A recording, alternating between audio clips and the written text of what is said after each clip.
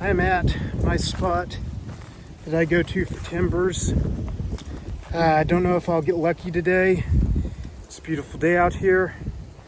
I don't know. We'll see.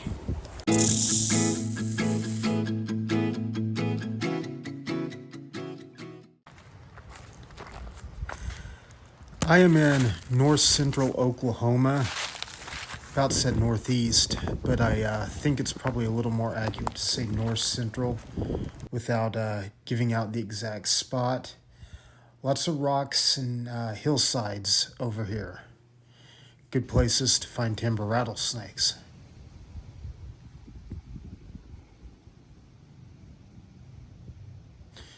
We walked up on this one right here.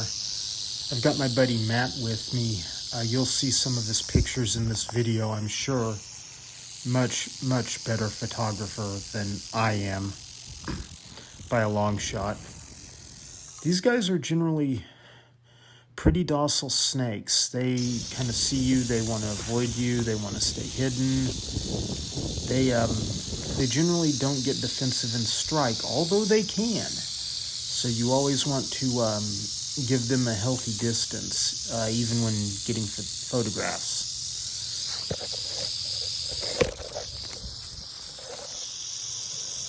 No sooner do I say that and one strikes. Oh well. The timber rattlesnake has a fairly decent population in Oklahoma, Kansas, Missouri, Arkansas. They are losing their habitat. Human development, hunting, things like that is taking a toll on their populations. So we definitely need to give these guys a break. And this is typical timber rattlesnake behavior. They curl up in a ball, get defensive, protect their head. And the moment they see a chance to try to escape, they take it. They really are a reclusive snake that is very scared of us. That doesn't mean you go around picking these guys up with your bare hands. You do want to definitely respect them and give them their space, but right here is evidence that they will try to get away from you. They just want to get back to their hiding space and get on with their rattlesnake business.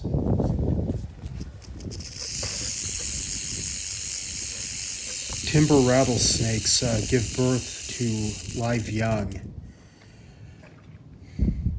usually between the fall months of September and October.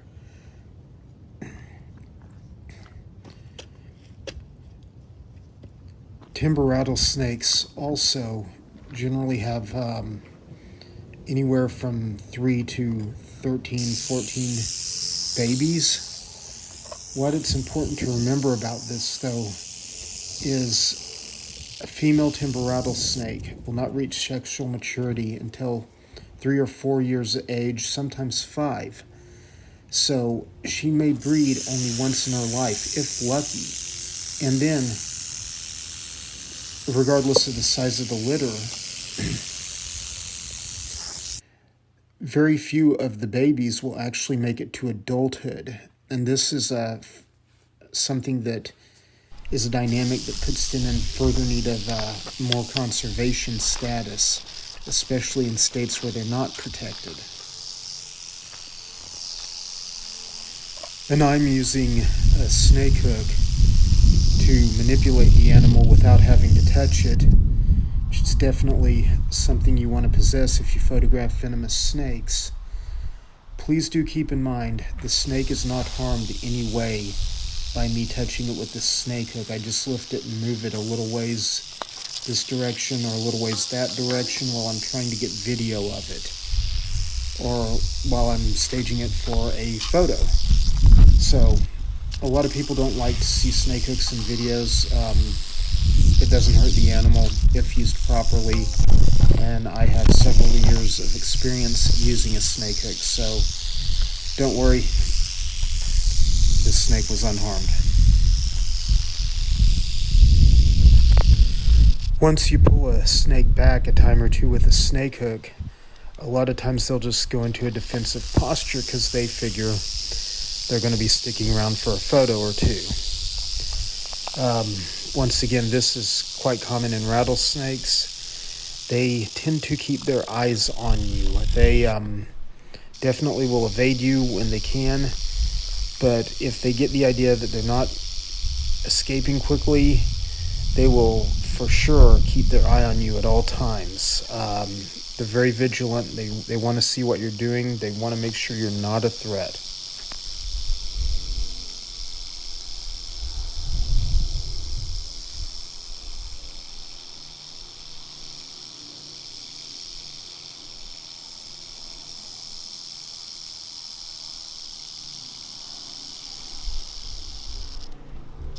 I'm going to get some zoomed in close-ups with the Sony AX53. It's one of the cameras that I do film with. It does some pretty good close-up stuff if you've got it on a tripod, or if you have a steady hand, and you have good light, good conditions. We're kind of in that dusk hour right now where we're not going to have a lot of good light for much longer. So we'll see what else we can get. And I'm going to throw in some more of Matt Radford's photos too, for sure. And please watch all the way to the end.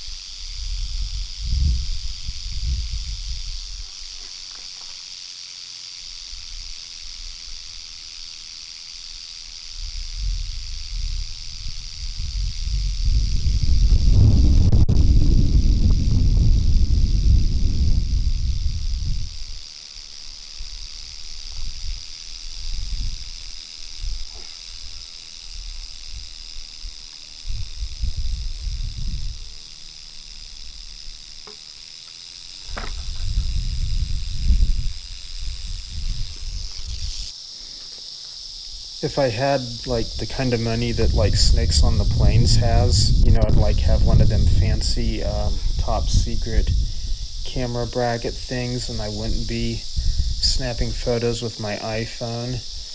But for sure, check out Snakes on the Plains. Check them out on Facebook as well as YouTube. Amazing photos. Definitely a partner in crime, and he'll have some good videos coming up before long. So make sure you check out Snakes on the Plains on Facebook, on YouTube, on Instagram.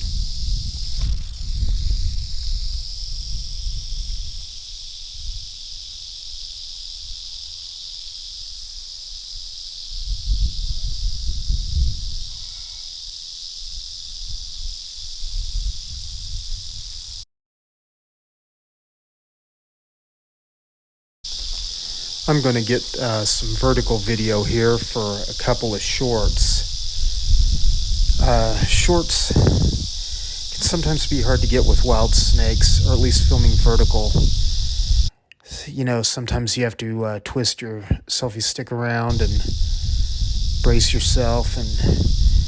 But anyway, that's what I'm doing here. That's why the phone is vertical in the video. And you guys will probably see these shorts. They get some good subs on your channel, so it's worth checking out. Keep on watching. We've got more stuff coming up.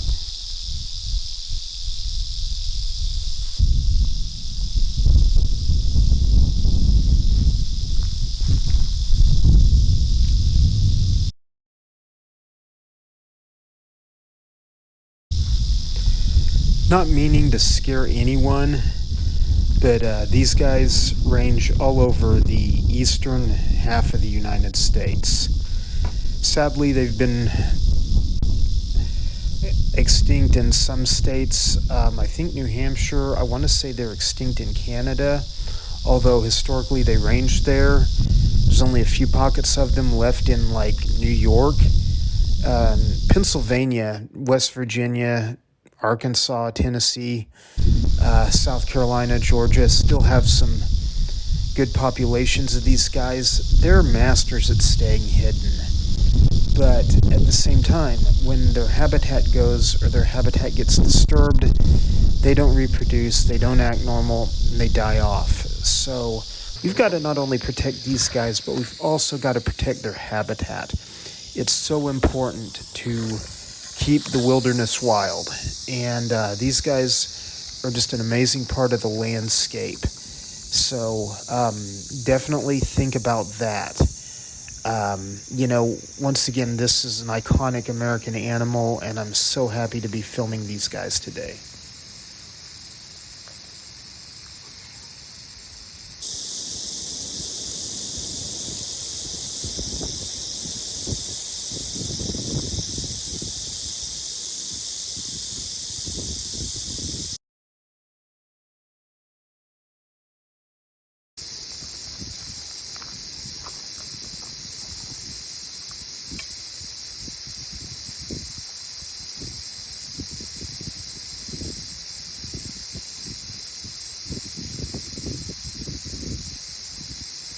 And I want to give a huge shout out to Matthew Radford, who supplied some of the photographs that are in this video. He definitely went the extra mile to go here with me. And he's a birder. He does amazing bird photography. But he's starting to get into reptiles. I think we're going to drag him over to the dark side for a while, at least.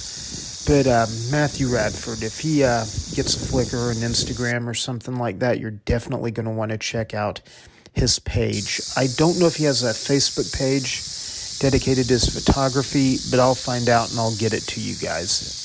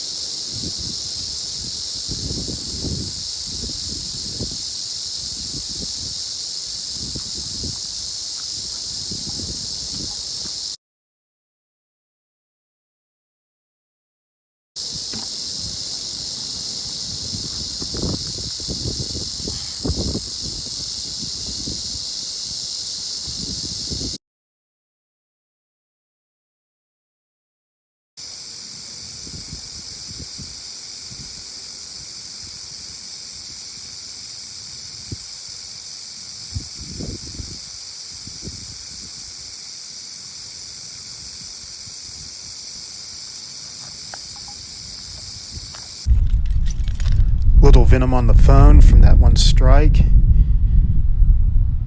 It'll wash off.